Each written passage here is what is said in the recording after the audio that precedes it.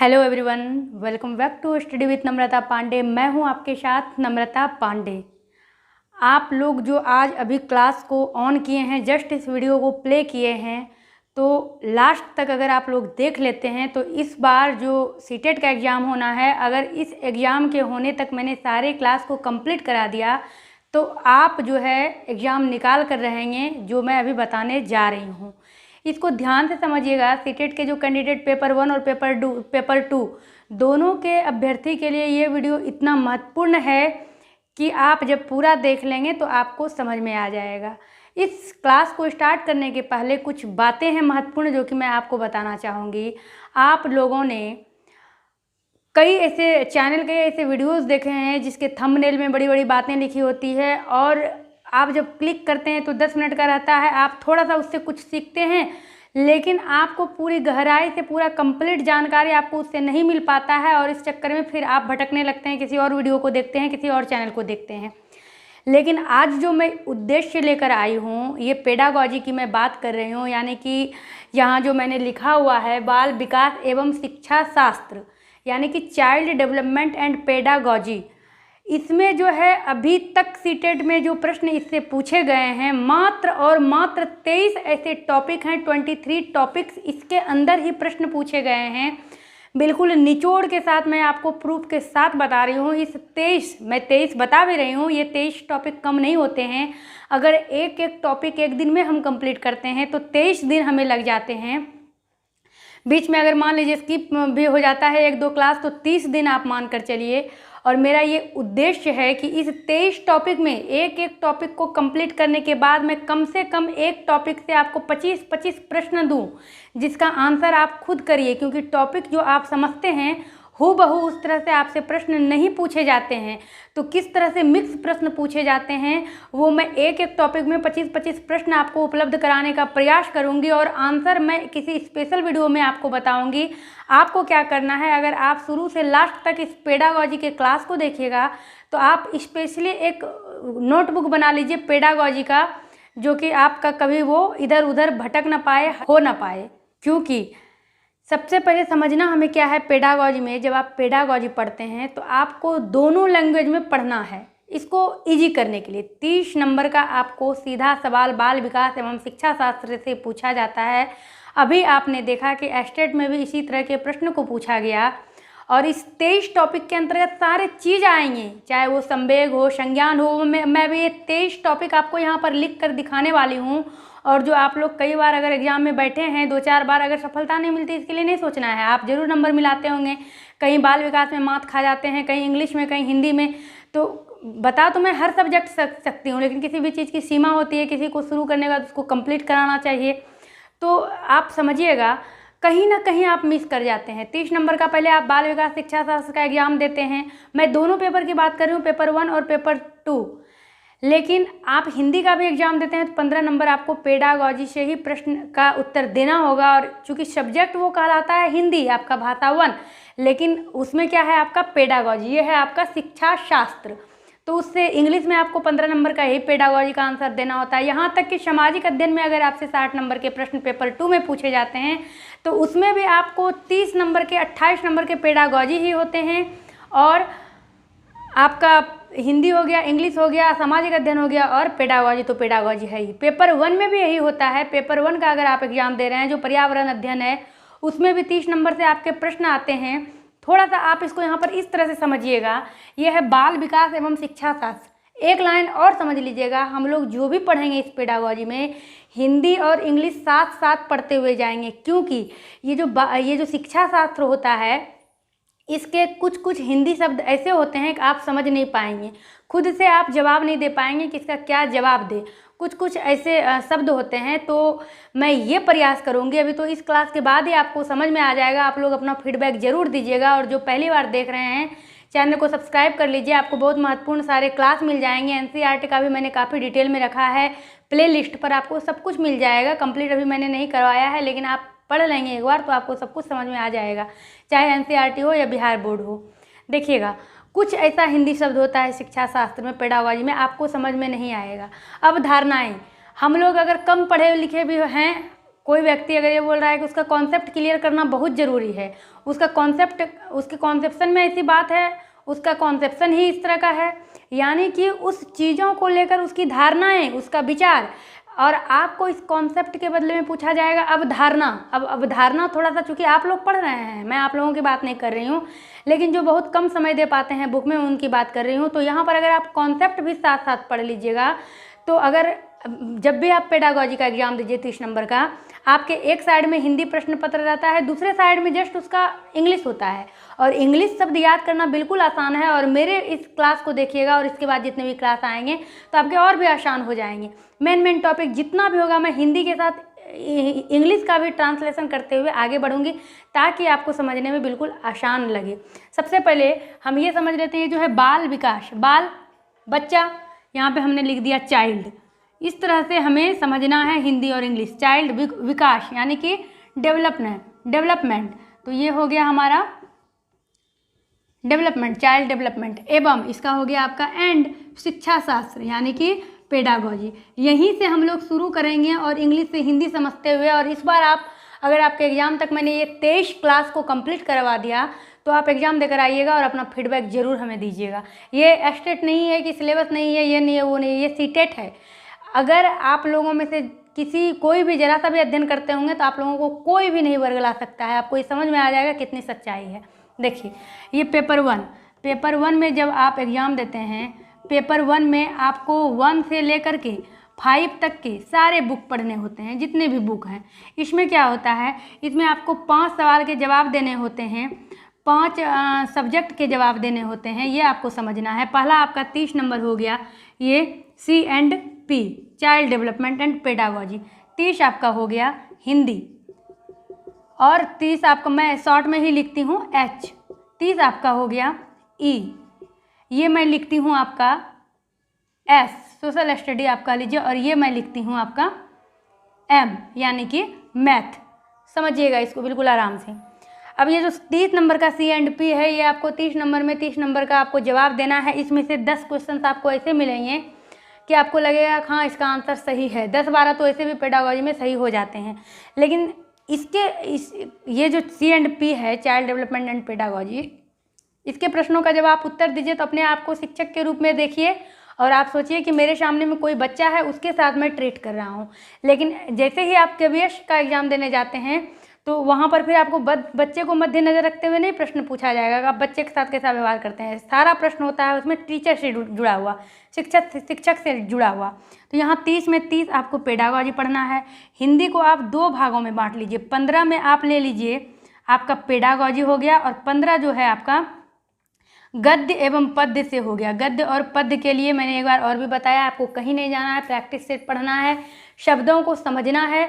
और जब भी इसका एग्ज़ाम आप दीजिए तो सबसे पहले प्रश्न पढ़िए, उसके बाद गद्य और पद्य पढ़िए, क्योंकि आपके पास समय कम होता है। ये सब ट्रिक होते हैं जिसको फॉलो करके मैंने क्वालिफाई किया हुआ है, और आप भी कर सकते हैं। ये सब सारे ट्रिक होते हैं कि आप 150 मिनट में 150 मिनट को कंप्लीट कर सकते हैं। अब इंग्लिश में आप आते हैं। इंग्लिश में भी आपको वही करना है। 15 नंबर का आपने पेडागॉजी दिया, और 15 नंबर का जो है वही आपका प्रोज एंड पोएट्री से पूछा गया। कुछ सिनोनिम्स है, कुछ समानार्थक शब्द जो होता है इसके बदले में इसका क्या होगा, उल्टा शब्द हुआ, अपोजिट हुआ, इस तरह से 15 नंबर इसमें आपका हो जाता है। सामाजिक अध्ययन है, तो इस सामाजिक अध्ययन में भी आपका पेपर 1 में 10 से 12 प्रश्न जो होता है पेडागॉजी से ही होता है, और बाकी आप ये समझ लीजिए 10 से 12 या 15 प्रश्न आपका पर्यावरण से जुड़ा हुआ होता है। जब आप मैथ पर आते हैं तो आपको आश्चर्य ये समझ के लगेगा कि मैथ में भी आपसे 12 से 14 नंबर पेडागॉजी का ही पूछा जाता है। मैं पेपर 1 की बात कर रही हूँ, और बाकी जो 10 नंबर है आपका, आपसे हिसाब पूछा जाता है। लेकिन मैथ में कभी कभी आपको NCF यानी कि राष्ट्रीय पाठ्यक्रम से पूछा जाता है। मैथ में कभी कभी घुसा दिया जाता है, कभी कभी जीन पियाजे का कोई तर्क वाला प्रश्न इसमें घुसा दिया जाता है। तो 10 नंबर आपके सवाल से पूछे जाते हैं। इसको आप समझ लिए, ये है आपके पेपर 1 की बात। अब हम आते हैं पेपर 2 पर। थोड़ा सा हम ये पेडागॉजी शुरू करने के पहले इसको समझ लेंगे तो हम लोगों का जो है कॉन्सेप्ट बिल्कुल क्लियर हो जाएगा। जो पेपर 2 की तैयारी कर रहे हैं निश्चित तौर पर वो पेपर 1 का भी एग्ज़ाम देंगे और देना चाहिए, समय नहीं बर्बाद करना चाहिए। कोई तो क्वालिफाइड कहीं तो हो जाए। आजकल देखते हैं छोटे छोटे स्कूलों में भी शिक्षकों की मांग होती है और छोटे स्कूल के शिक्षकों को ज़्यादा कौशल रहने की आवश्यकता होती है, क्योंकि बच्चे वहाँ पर स्टार्टिंग पीरियड में सीखते हैं। पेपर 2 में जब हम आते हैं तो हम 6 से लेकर के 8 तक के सारे बुक को पढ़ते हैं, चाहे वो मेरा मैथ हो चाहे वो मेरा सामाजिक अध्ययन हो, 2 ही चीज़ से आपको पूछेगा। यहाँ जब हम आते हैं तो यहाँ भी वही कहानी होती है। क्या है कहानी? 30 नंबर का हमने लिया पेडागॉजी, 30 नंबर का हमने लिया हिंदी, 30 नंबर का हमने लिया यहाँ पर इंग्लिश, यहाँ पर हमने 60 नंबर का लिया सामाजिक अध्ययन, यानी कि आप 4 भागों में इसको बांटते हैं। अब ये जो पेडागॉजी है इसमें 30 का 30 तो आपने पेडागॉजी से ही, बाल विकास और पेडागॉजी से ही आपने दिया जवाब। अब बाल विकास और पेडागॉजी क्या है? तो शिक्षा शास्त्र ये है कि आप किस तरह से शिक्षा से जुड़े हुए सवाल आपसे पूछे जाएंगे। आप बच्चों को इस संबंध में क्या ट्रीट करते हैं, कैसे करते हैं। और बाल विकास से है क्या कि आपको बच्चे से जुड़ा हुआ पूछा जाएगा। तो ये जब हमने क्लास शुरू किया है तो आपका सब कुछ क्लियर हो जाएगा। तो ये तो आपको हो गया। ये जो 30 नंबर हिंदी है इसको आप 2 भागों में बांटिए, इसमें भी आप 15-15 कर दीजिए। अब ये जो मैं 15-15 बता रही हूँ ये पक्का नहीं है, ये हो सकता है कि ये 15 वाला 17 भी हो जाए और ये 15 वाला 13 भी हो जाए। इसमें भी आपका ये हो गया पेडागॉजी 15 नंबर। इसमें जो है आपका हिंदी में वही हो गया गद्य और पद्य हो गया इसमें, या कोई भी अर्थ हो गया इसका जो है समानार्थक अर्थ या विपरीत अर्थ। अब यहाँ आप इंग्लिश में आते हैं तो वही हो जाता है आपका 15 नंबर पेडागॉजी ले लीजिए, 15 नंबर आपका एक्स्ट्रा ले लीजिए। सब्जेक्टिव जो भी हो गया आपका नाउन हो गया, या फिर आपका कोई पार्ट ऑफ स्पीच से दे देगा, कंजक्शन दे देगा, यहाँ क्या होगा, इस तरह से कोई भी इन्फिनेटिव दे देगा, हर तरह के पैसेज दे देगा, उसमें से आपको सेलेक्ट करना है। कोई वर्ड उसमें से दे देगा, उसका जो है मिलता जुलता शब्द नीचे में कौन सा है, ये इंग्लिश की मैं बात कर रही हूँ। और ये जो 60 नंबर पर जब आप आते हैं सोशल साइंस पर, तो इसमें भी आपको बस इसमें 45 लगभग 45, हाँ इसमें आप 45 का एवरेज जाता है जो कि आपके बुक से पूछा जाता है। और ये 15 इसमें पेडागॉजी होता है। इस 45 में आपको 3 सब्जेक्ट से जवाब देने होते हैं। 15 आप ज्योग्राफी ले लीजिए, 15 आप हिस्ट्री ले लीजिए, 15 आप सिविक्स ले लीजिए। इस तरह से आपके सीटेट के एग्ज़ाम होते हैं। ये आप लोगों को पता था लेकिन मैंने फिर भी बताना सही समझा, क्योंकि आप लोगों में से कुछ ऐसे सब्सक्राइबर हैं जो कि मेरी हर बातों पर विश्वास करते हैं और आप लोगों का ये कहना होता है कि आप जो समझाते हैं समझ में आता है, इसीलिए मैंने ये सारी चीज़ों को बताया। तो कुल मिलाकर ये पूरा सीटेट आपके पेडागॉजी का ही गेम है जो कि आपने बीएड में पढ़ा है। लेकिन बीएड में एक सिलेक्टेड पीरियड में रटा हुआ नोट्स पढ़कर हम लोग जल्दी जल्दी एग्जाम देकर नंबर लेना चाहते हैं। हमें तो उसमें ये एहसास ही नहीं होता है कि यही चीज़ घुमा घुमा कर कई बार मुझे सीटेट में पूछा जाएगा, इसीलिए वहाँ से लोग तेज़ी से निकल जाते हैं। तो अब यहाँ पर आपने समझ लिया कि यहाँ पर आपके सब्जेक्ट का भी महत्व है। अगर हम सिर्फ पेडागॉजी ही पढ़ के जाएंगे तो मेरा 10 नंबर का मैथ चला जाएगा पेपर फर्स्ट में, 15 नंबर का सामाजिक अध्ययन चला जाएगा, 25 मेरा यही हो गया, 15 नंबर का गद्य पद्य चला जाएगा, 40 हो गया हमारा, 15 नंबर का हमारा इंग्लिश में चला गया, तो 40 15 55 नंबर मेरा ऐसे ही चला जाता है 150 में। फिर भी हम अगर 150 में 95 नंबर ला रहे हैं, आप समझ सकते हैं। तो सिर्फ पेडागॉजी का आंसर दे करके हम 95 नंबर लाते हैं, हमें मार्क्स भी मिल जाता है। फिर हम केबीएस में जाते हैं, वहाँ तो फिर हम सब्जेक्ट में उलझ जाएंगे। इसीलिए हर चीज़ की पकड़ बनानी ज़रूरी है। यहाँ पर भी वही चीज़ है। इसीलिए इस 45 नंबर के लिए आपको 6 to 8 का सामाजिक अध्ययन पढ़ना होता है, जो कि इस चैनल पर आपको बिल्कुल मिल जाएगा। एक एक करके आप सर्च करिएगा, प्ले लिस्ट में जाइएगा तो ऐसा डिटेल मिलेगा आपको। एक बच्चे के क्लास का 6-7 के क्लास का जो डिटेल है, 1-1 घंटा का क्लास मैंने बताया है कि आपको वीडियो देखते ही याद हो जाएगा। तो इस 45 नंबर के लिए हम 6 to 8 का सामाजिक अध्ययन पढ़ते हैं। बाकी जो हिंदी इंग्लिश पेडागॉजी है, इसके लिए आपको 6 to 8 का हिंदी इंग्लिश, अगर आपके पास समय है आप बुक पढ़िए, आपका नॉलेज बढ़ेगा, कहीं कोई दिक्कत नहीं है। लेकिन पेडागॉजी के लिए जो आज हमने कदम उठाया है, अगर ये लास्ट तक मैं पहुंच गई, अपने इस मुकाम पर को हासिल कर लिया, तो फिर आप लोग भी मुझे याद करेंगे। बस 23 टॉपिक पढ़ना है। तो अब हम लोग समझेंगे ये 23 टॉपिक क्या है, और हिंदी के साथ साथ उसका इंग्लिश भी जानते हुए आगे बढ़ेंगे, ताकि अगर हिंदी का कोई शब्द इधर समझ में ना आए एग्जामिनेशन हॉल में, तो इंग्लिश वाले को देखकर हम सही आंसर दे सकते हैं। क्योंकि एक बात ज़रा सा और समझ लीजिएगा, थार्नडाइक का अगर आप पढ़ेंगे तो उसमें उनका जो प्रयास एवं त्रुटि का सिद्धांत है, आप उसको प्रयास एवं त्रुटि के सिद्धांत से याद रखिए, आप उद्दीपन अनुक्रिया से याद रखिए। इस तरह के कई शब्द जो है, जैसे कि आप ये संगठनात्मक या फिर उसको ज्ञानात्मक, इस तरह से आप याद करते हैं। हिंदी में ऑप्शन में कई शब्द आपको याद करने होते हैं, क्या पता क्या पूछ दे। लेकिन इंग्लिश में क्या होता है, आपको एक शब्द याद करना होता है। तो हम लोग जो भी अभी पढ़ेंगे हिंदी और इंग्लिश के साथ आगे बढ़ेंगे। तो चलिए पहले इसको मिटा लेते हैं। देखिएगा, मैंने वो 23 टॉपिक लिख कर नहीं रखा है, मैं आपके सामने में ही लिखते जाऊंगी, उसका इंग्लिश भी लिखते जाऊंगी ताकि आपको समझ में आए। आप भी चाहें तो इसको नोट करते जाइए ताकि आपको साथ साथ याद होते जाए। मैंने कहा था 23 टॉपिक, जिसके अंतर्गत NCF भी आ जाता है, सब कुछ, अधिगम भी आ जाता है। हालांकि और अधिगम पे अगर पहले समझना चाहते हैं तो आप, अधिगम का भी एक वीडियो है, आप मैं डिस्क्रिप्शन बॉक्स में दे दूँगी, आप एक बार देख लीजिएगा। 23 टॉपिक की मैंने बात करी है, कुल इसमें पढ़ना है मुझे 23। अब पहला टॉपिक है हमारा विकास की अवधारणा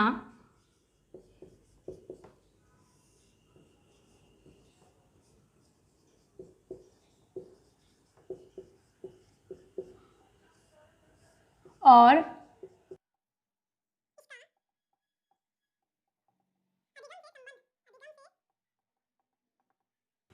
संबंध।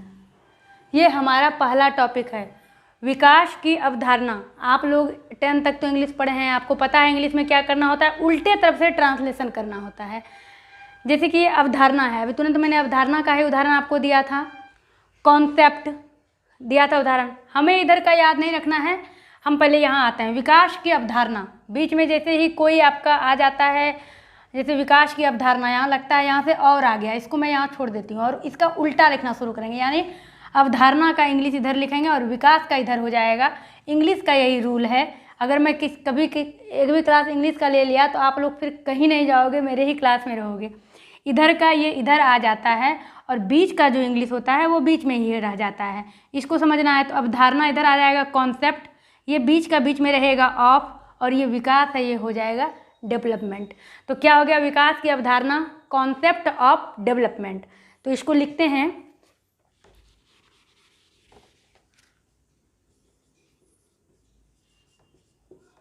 Concept of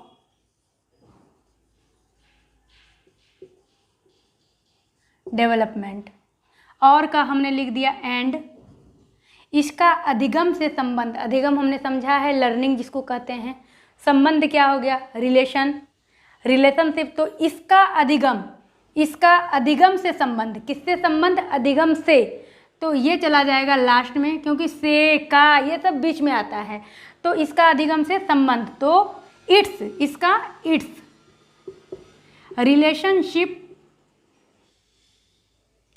relationship with learning, learning means अधिगम। ये जो है आपको इंग्लिश में याद करना होगा, जिससे कि आप 30 में 30 तो देकर ही आएंगे, क्योंकि कुछ भी नहीं है। मैं जिस तरह बता रही हूँ, जब आप इस टॉपिक को जब पढ़ेंगे तब समझेंगे क्या होता है। कहीं कहीं चिटपुट आप देखिएगा, आपको लगेगा ये मेरे लिए महत्वपूर्ण है, लेकिन इस 23 वीडियो को आप देख लीजिएगा तो आपके लिए सब यूँ चुटकी में आप सारे प्रश्नों का उत्तर दीजिएगा। आते हैं दूसरे नंबर पर। दूसरा हमें पढ़ना है बाल विकास के सिद्धांत। आप लोगों में से किसी ने भी अगर एग्ज़ाम दिया होगा तो मुझे ज़रूर कमेंट कर बताइएगा कि क्या इससे भी कुछ बाहर पढ़ा है। मैं आपको लिख कर देती हूँ, इससे बाहर सीटेट में नहीं पूछा जाता है। बाल विकास के सिद्धांत।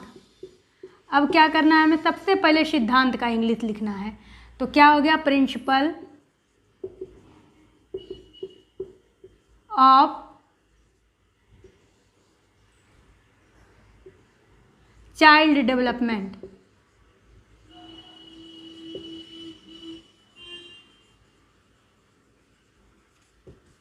Principle of child development. अब यहाँ पर हम प्रिंसिपल नहीं बल्कि प्रिंसिपल्स कर देंगे, क्योंकि बाल विकास के एक सिद्धांत नहीं आएंगे। अभी बाल विकास में अनेकों मनोवैज्ञानिक ने अपने अलग अलग सिद्धांत दिए हैं।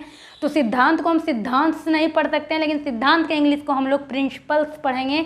तो प्रिंसिपल्स ऑफ चाइल्ड डेवलपमेंट। बस निश्चिंत होकर 2-4 क्लास देख लीजिएगा, फिर मुझे कमेंट करिएगा।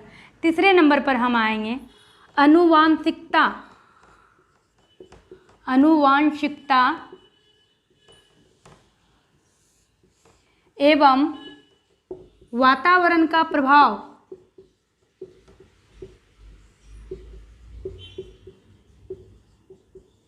वातावरण का प्रभाव। अब ये जो प्रभाव है, यहाँ इफेक्ट आप समझते हैं किसका क्या इफेक्ट है, लेकिन यहाँ पर आनुवांशिकता जिसको कि हेरेडिटी कहते हैं, वातावरण, जिसको कि हम लोग इन्वायरमेंट कहते हैं, तो यहाँ पर इस प्रभाव का इंग्लिश हो जाएगा इन्फ्लुएंस। इन्फ्लुएंस, तो यहाँ पर हम लिखेंगे influence of heredity. Heredity and heredity हो गया आपका आनुवांशिकता, और वातावरण इन्वायरमेंट। चौथे नंबर पर आप देखेंगे समाजीकरण की प्रक्रिया।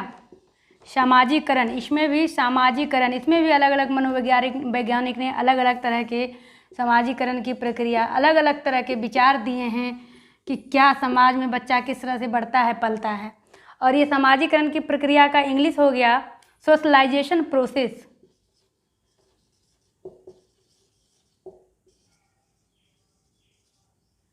Socialisation process. पाँचवें नंबर पर हम आते हैं, जिसको कि थंबनेल में आप लोग देख के हड़बड़ा के उसको क्लिक करने के लिए मजबूर हो जाते हैं। ये है आपका पियाजे कोहलबर्ग एवं वाइगोत्स्की के सिद्धांत। वाइगोत्स्की के सिद्धांत, इसको काफ़ी भारी लोग समझते हैं, लेकिन इसको जब मैं बताऊंगी तो आपको लगेगा कि सबसे इजी यही टॉपिक था। अब सिद्धांत का आप देख लीजिएगा, प्रिंसिपल ऑफ पियाजे कोहलबर्ग एवं वाइगोत्स्की। आप समझ गए, इसकी भी इंग्लिश को मैं लिख देती हूँ।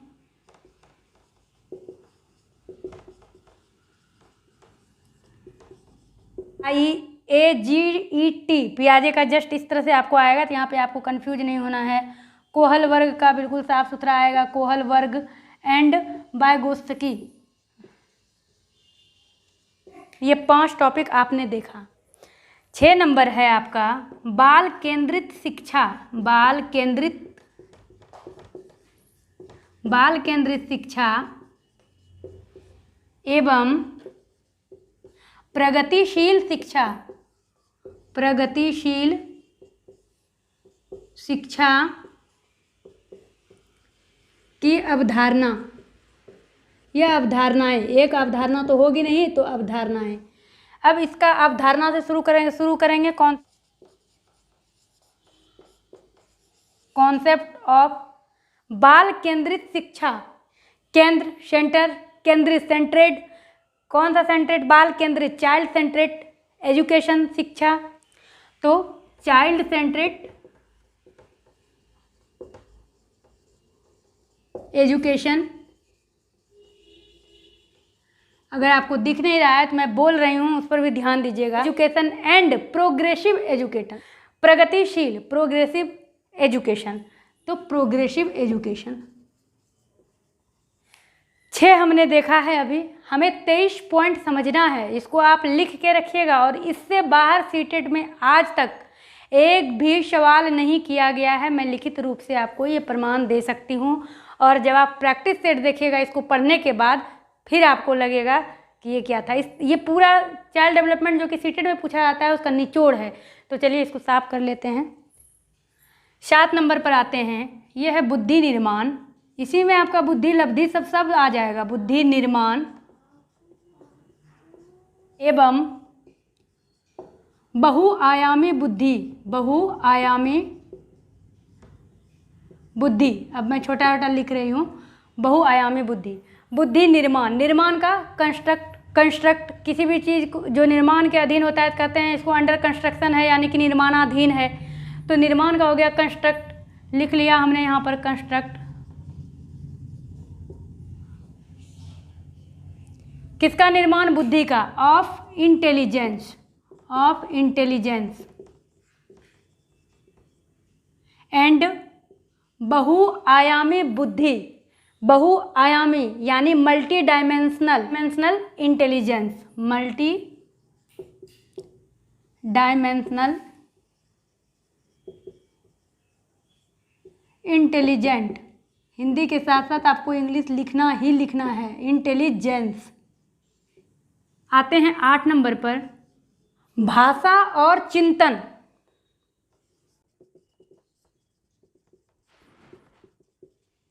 भाषा, लैंग्वेज, चिंतन, थॉट। तो क्या लिखेंगे आप? Language and thought.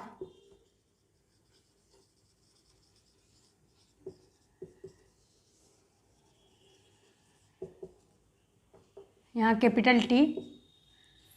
आते हैं 9 नंबर पर, समाज निर्माण में लैंगिक मुद्दे।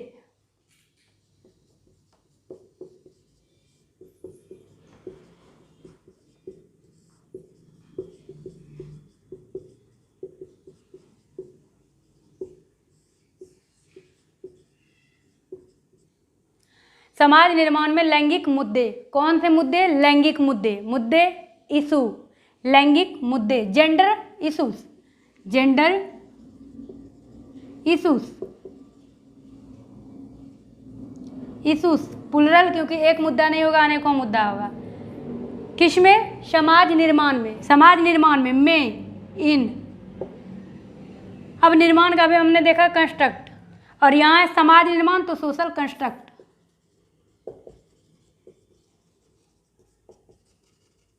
सोशल कंस्ट्रक्ट हमने 9 टॉपिक देख लिया है। अब आते हैं 10 पर। जैसे ही 12 टॉपिक पे हम लोग आएंगे, थोड़ा सा लगेगा आधा हमने क्रॉस कर लिया है, और मुझे लगता है काफ़ी आप लोग इंटरेस्ट लेकर इसको समझ रहे होंगे। वीडियो थोड़ा सा बड़ा होगा क्योंकि 23 टॉपिक जो है महत्वपूर्ण उसको कंप्लीट ही करके अब छोड़ेंगे। 10 नंबर में आते हैं। 10 नंबर है व्यक्तिक विभिन्नता। व्यक्तिक विभिन्नता यानी कि इंडिविजुअल डिफरेंसेस।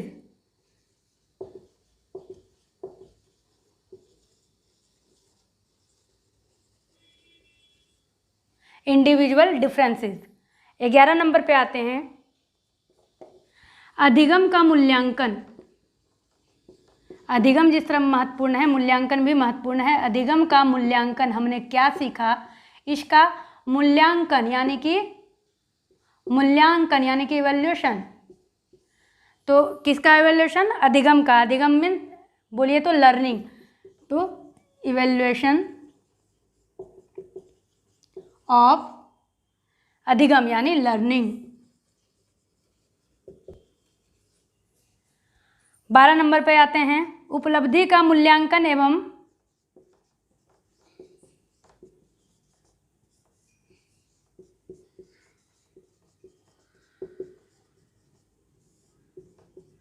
प्रश्नों का निर्माण।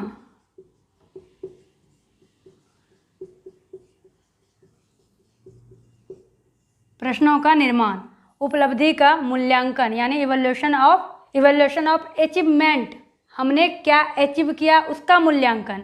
यहाँ हमने क्या सीखा, अधिगम का मूल्यांकन। ये सब जब आप पढ़िएगा तो समझ में बहुत अच्छे से आएगा। तो यहाँ पर हम लिख लेते हैं इवैल्यूएशन ऑफ अचीवमेंट।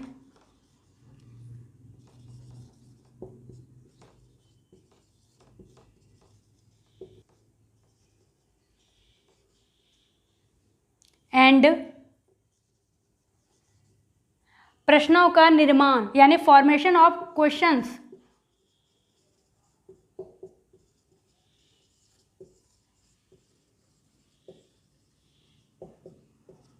क्वेश्चंस, एक प्रश्न का यहाँ पर निर्माण नहीं, अनेकों प्रश्न का। आते हैं 13 नंबर पर। 12 हमने कंप्लीट कर लिया यानी आधे से अधिक हमने पार कर लिया।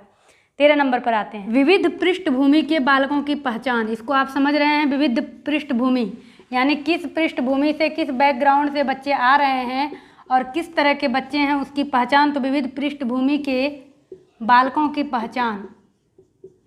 इससे भी जैसे दृष्टिबाधित बालकों की पहचान, कई ऐसे प्रश्न होते हैं जैसे दृष्टिबाधित बच्चा है उसको आप कैसे पढ़ा रहे हैं, कोई व्हील चेयर से बच्चा आता है तो आप उसको किस क्लास में बैठाते हैं। इस तरह के प्रश्न इस टॉपिक के अंतर्गत आपको आ जाएंगे। और ज़्यादा बड़ा बड़ा कोई टॉपिक नहीं है, लेकिन हाँ ये 23 टॉपिक आपके सीटेट को बेड़ा पार कर देगा। तो क्या हो गया? विविध पृष्ठभूमि के बालकों की पहचान। विविध तो आइडेंटिफाइंग, पहचान, यहाँ से पीछे से लेते हैं आइडेंटिफाइंग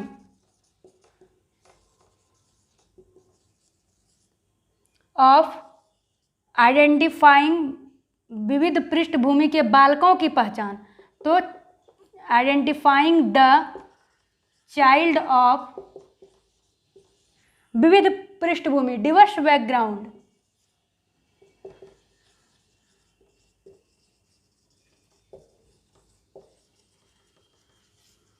डिवर्स बैकग्राउंड। आते हैं 14 नंबर पर, विकलांग एवं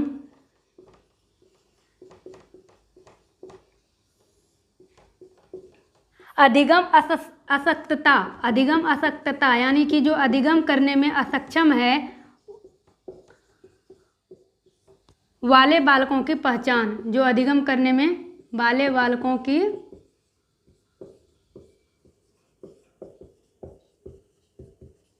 पहचान, यानी जो अधिगम करने में असक्त है, डिसेबल है।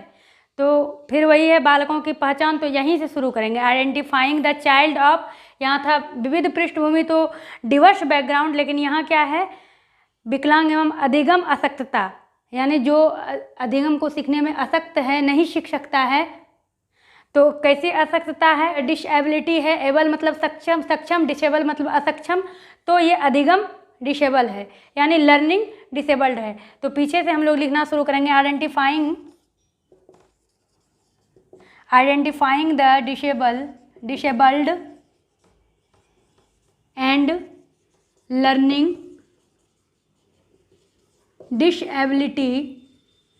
Disability children. जब आप हिंदी इंग्लिश अगर मेरे साथ आप बुक में लिख रहे हैं, नोटबुक में, फिर आप इसका एक बार मिलान करिएगा, फिर आपको लगेगा कि सच में ये हिंदी इंग्लिश समझने के बाद इंग्लिश का भी आपका ज्ञान बढ़ रहा है, क्योंकि इंग्लिश को भी साथ लेके चलना ही है आपको, तो क्यों ना हम एक साथ सीखते हुए चले जाएं। तो 23 टॉपिक मैं आपको बता रही हूँ, मुझे 46 लिखना पड़ रहा है, आप समझ रहे हैं, क्योंकि उसके दुगना है तो वीडियो बड़ा हो रहा है, इसके लिए आपको नहीं सोचना है। 14 हमने लिखा, आप 15 नंबर देखेंगे, प्रतिभाशाली। और कई टॉपिक तो याद आपको ऐसे ही हो जाएगा, कितने टॉपिक डिसेबल बच्चों के लिए हैं, कितने टॉपिक आपके प्रतिभाशाली बच्चों के लिए हैं, कितने शब्द आपके भाषा को, चिंतन को लेकर एक व्यक्ति को खड़ा करके मैं आपको ये बिल्कुल आराम से समझा दूंगी अगले किसी वीडियो में, इसलिए आपको ध्यान यहाँ देना है। आपका प्रतिभाशाली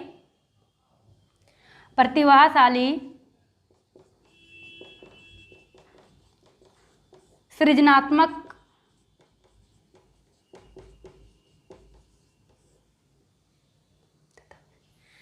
तथा विशिष्ट बालकों की पहचान, विशिष्ट मतलब स्पेशल, विशिष्ट बालकों की पहचान।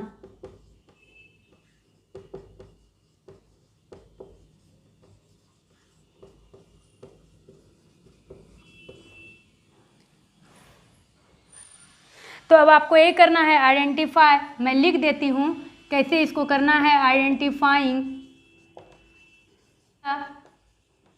प्रतिभाशाली, टैलेंटेड, सृजनात्मक, creative,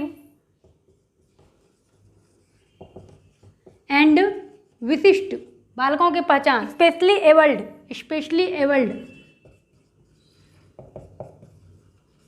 abled children, specially abled children. ये टोटल आपके 15 हैं। उम्मीद करती हूँ आप लोग लिख रहे हैं, आप लोगों ने लिख लिया होगा। अब 15 तक हम लोग पहुँच गए। 8 टॉपिक मुझे आज और देखना है, देख ही लेते हैं, और उस 8 टॉपिक के बाद बस हमें एक एक टॉपिक को पढ़ते जाना है। तो चलिए इसको साफ कर लेते हैं। 16 नंबर पे आते हैं, बच्चों में सोचना एवं सीखना।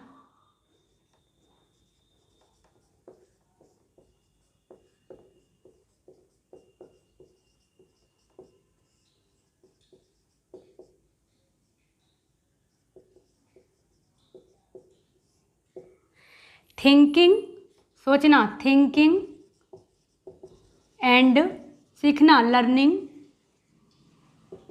किनमें, बच्चों में, इन चिल्ड्रन। अगला देखेंगे 17 नंबर, सक्षम अधिगम की मूल प्रक्रियाएं। सक्षम अधिगम की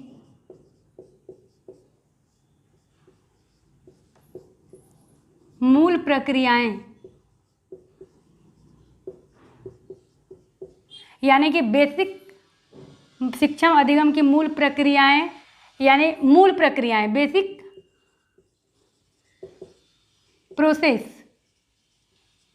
प्रोसेसेस, एक प्रक्रियाएं हैं, जिसको भी हम प्लूरल में लिखेंगे, ऑफ सक्षम अधिगम, टीचिंग लर्निंग,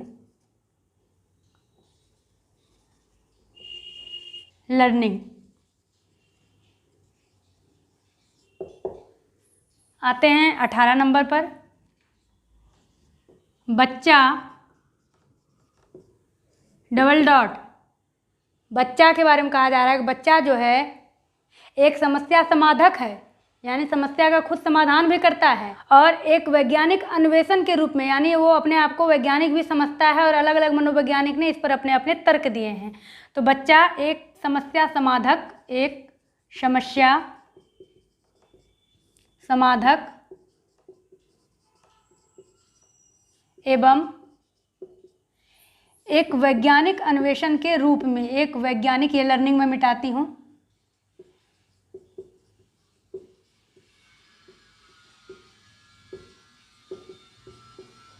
अन्वेषण के रूप में, यानी कि child as a problem solver, यानी ये प्रॉब्लम को सॉल्व करने वाला है, प्रॉब्लम सॉल्वर, एंड एक वैज्ञानिक अन्वेषण के रूप में साइंटिफिक इन्वेस्टिगेटर, साइंटिफिक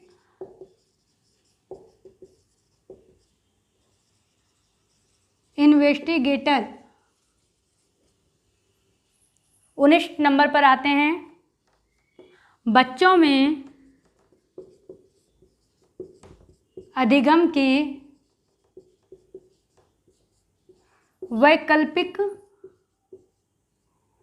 वैकल्पिक अवधारणाएं,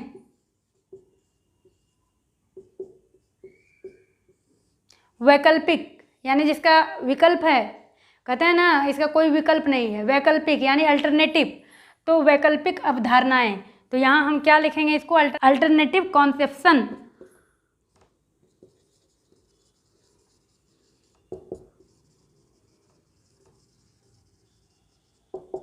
ऑफ लर्निंग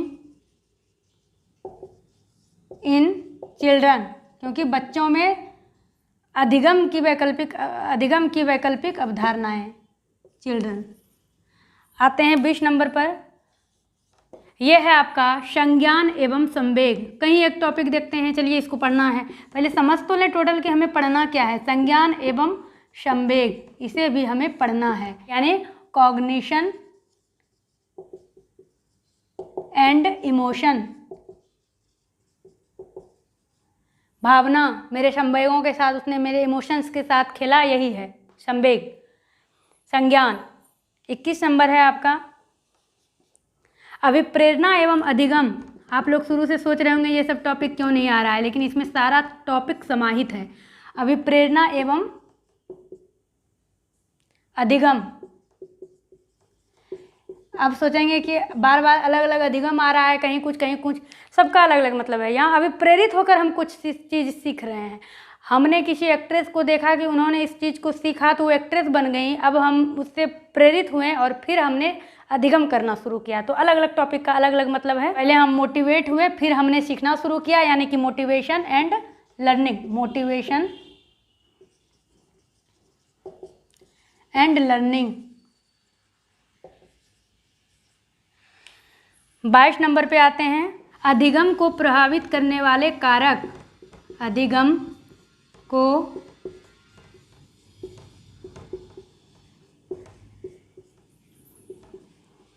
प्रभावित करने वाले कारक, यानी कि फैक्टर, करने वाले कारक, यानी फैक्टर्स। एक कारक नहीं हो सकते हैं, कई कारक हो सकते हैं फैक्टर्स। Contributing to learning. और आखिरी जो आपका है, ये तो है ही, हर तरह के टीचर के एग्जाम में आपको पूछा जाता है, और ये जो आपका टॉपिक है राष्ट्रीय पाठचर्या की रूपरेखा, राष्ट्रीय पाठचर्या की रूपरेखा, और ये 2005 का ही पूछा जाता है, रूपरेखा 2005 का ही पूछा जाता है। और इससे जो है, इसका इंग्लिश पहले आप समझिएगा, नेशनल कैरिकुलम फ्रेमवर्क 2005। इससे जो पहला प्रश्न पूछा जाता है और अधिक जो पूछा जाता है, एनसीएफ को लेकर, कोई हिंदी शब्द राष्ट्रीय पाठचर्या रूपरेखा नहीं, एनसीएफ को लेकर ही पूछा आता है। एनसीएफ का फुल फॉर्म कई बार पूछा गया है, अगर आप लोग लगातार प्रैक्टिस सेट पढ़ रहे हैं तो ये राष्ट्रीय पाठचर्या की रूपरेखा भी अति महत्वपूर्ण है। और इसी 23 टॉपिक से आपके 30 प्रश्न पूछे जाते हैं। और अगर आपने इस तरह डिटेल में शुरू से समझा इसको, और एक एक टॉपिक मैं जिस तरह क्लियर करूँगी, आप लोग बने रहिएगा और चैनल को सब्सक्राइब कर लीजिए, बेल आइकन प्रेस भी कर लीजिएगा, ताकि आप लोग कई बार शिकायत करते हैं मैम नोटिफिकेशन नहीं आया। तो आजकल बेल आइकन में थोड़ा सा चेंजिंग किया गया है, ऑल पर आपको क्लिक करना होता है तभी आपको नोटिफिकेशन मिलेगा। तो फिर आप देखिएगा कि किस तरह से आप प्रश्नों का उत्तर देते हैं। तो आज इसी को समझाने में काफ़ी लंबा समय लग गया है, तो अगले दिन से हम लोग एक एक टॉपिक को कवर करने का प्रयास करेंगे। एक बात मैं आपको पहले बता देती हूँ, टॉपिक जो है डिटेल में हम समझाते हुए बिल्कुल कहानी के रूप में आगे बढ़ेंगे, जिससे कि आपको पूरी तरह याद हो जाए। तो क्लास थोड़ा बड़ा हो सकता है लेकिन बहुत इंटरेस्टिंग होगा, आप लोग ध्यान से बने रहिएगा। सामाजिक अध्ययन तो अभी मैंने स्टॉप किया हुआ है, आप देख लीजिएगा, एक बार इसको कंप्लीट कर लेते हैं। पता नहीं सीटेट का एग्ज़ाम कब है, और ये भी नहीं कह पाऊँगी मैं कि हाँ मैं सीटेट के एग्ज़ाम तक कंप्लीट करवा दूँगी। लेकिन अगर लगातार मैंने एक टॉपिक को दिया तो 23 दिन काफ़ी हैं। और अगर एक एक दिन मैंने जिस तरह कहा कि एक टॉपिक को पढ़ाकर फिर उस पर एक दिन 25 प्रश्न दूंगी, अगर इस तरह हुआ तो फिर 23 दूनी 46 हो जाएगा। आप लोग भी सोचकर कमेंट्स करिएगा और ज़रूर बताइएगा आज का वीडियो आपको कितना समझ में आया। मिलती हूँ मैं आपसे अपने अगले वीडियो में, बने रहिए इस चैनल के साथ। जाते जाते वीडियो को लाइक कर दीजिएगा, चैनल पर नए हैं सब्सक्राइब कर लीजिएगा।